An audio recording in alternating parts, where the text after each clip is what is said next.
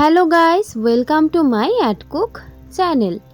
আজকে আমি নিয়ে চলে এসেছি চিংড়ি মাছের ভুনা রেসিপি। আপনারা অনেকেই চিংড়ি মাছের মালাইকারি খেয়ে আছেন, কিন্তু আজ আমি চিংড়ি মাছের ভুনা বানিয়ে ফেলছি, যেটা আপনাদেরকে খুবই সহজ অ্যান্ড সিম্পলভাবে দেখাতে চলেছি। চিংড়ি মাছের মালাইকারি না খেয়ে এবারে চিংড়ি মাছের ভুনা একটু রেসিপিটা বানিয়ে ফেলি। সর্বপ্রথম কড়াইয়ে নিয়ে নিলাম পর্যাপ্ত পরিমাণে সর্ষের তেল। সর্ষের তেলটা ভালোভাবে এখানে আমি পরিমাণ মতো দিয়েছি, বেশিও দিইনি কমও দিইনি।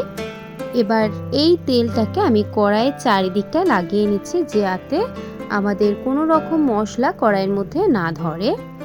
ভালোভাবে এবার তেলটা গরম হয়ে আসলে এখানে আমি দিয়ে দিচ্ছি অল্প একটু 1 চিমটি নুন এবং দিয়ে দিচ্ছি 1 চিমটি হলুদ গুঁড়ো। এই দুটো জিনিস আমি দিয়ে এবার চিংড়ি মাছটাকে ভাজতে দেব। প্রথমে নুন এবং হলুদটাকে একটু ফোড়ন দিয়ে ফেলবো তেলের মধ্যে, যাতে হলুদের একটা সুগন্ধ বেরোয়।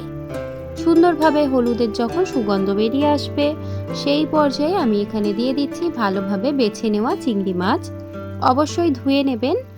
এবার সুন্দরভাবে চিংড়ি মাছগুলোকেও আমরা ভেজে নেব প্রায় 20 থেকে 30%।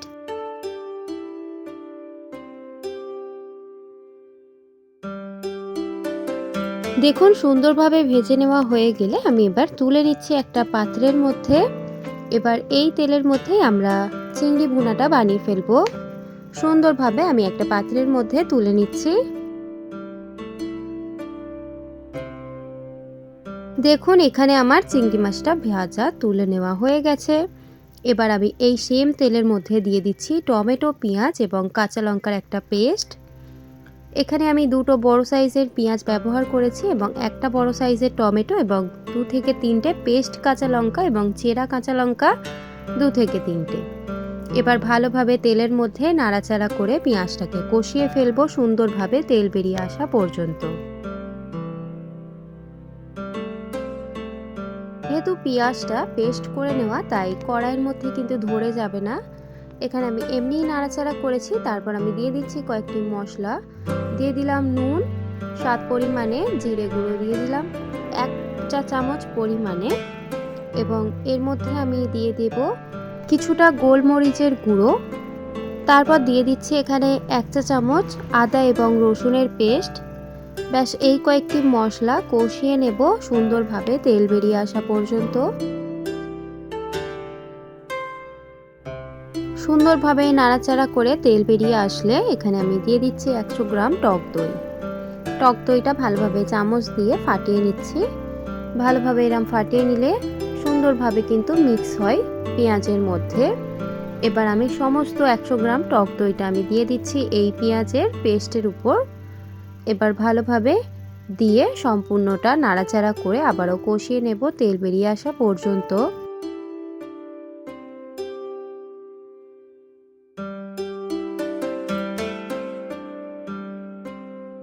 সুন্দরভাবে টক দইটাকে কষিয়ে নেওয়া হয়ে গেলে এখানে আমি দিয়ে দিচ্ছি 1 চা চামচ হলুদ গুঁড়ো, আর দিয়ে দিচ্ছি এখানে কাশ্মীরি গুঁড়ো লঙ্কা 1 চা চামচ পরিমাণে।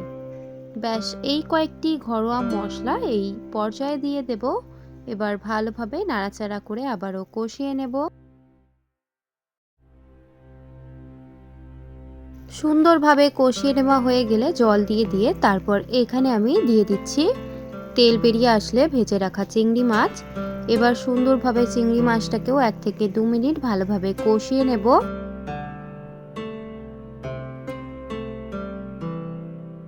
এবার সুন্দরভাবে নাড়াচাড়া করে যখন তেল বেরিয়ে আসবে, সেই পর্যায়ে আমি এখানে ভালোভাবে জল দিয়ে দিচ্ছি অল্প অল্প করে।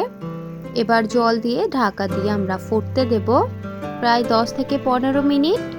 জলটা এখানে বেশি পরিমাণেই দেবেন।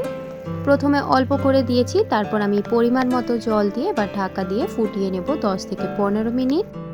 10 থেকে 15 মিনিট পর ঢাকা খুললাম। এরকম ঝোল আমরা রাখবো ভুনা করার জন্য। এবার লাস্ট পর্যায়ে আমি এখানে ঘি দিয়ে দিলাম 1 চা চামচ পরিমাণে, চাইলে আপনারা কম দিতে পারেন। ঘিটা দিয়ে ঢাকা দিয়ে এবার রেস্টে রেখে তারপর সার্ভ করব। রেস্টে রাখার পর আমি আপনাদের দেখাবো যে কী রকম হয়েছে এই চিংড়ি ভুনাটা। আশা করি আপনাদের এই ভিডিওটা ভালো লেগেছে। যদি ভালো লেগে থাকে তাহলে অবশ্যই লাইক, শেয়ার অ্যান্ড সাবস্ক্রাইব করে দেবেন। যদি আমার চ্যানেলে আপনারা নতুন হয়ে থাকেন অবশ্যই চ্যানেলটিকে সাবস্ক্রাইব করে আমার পাশে থাকবেন। দেখা হবে নেক্সট ভিডিওতে। আজকের এই ভিডিওটা দেখার জন্য আপনাদেরকে অসংখ্য ধন্যবাদ।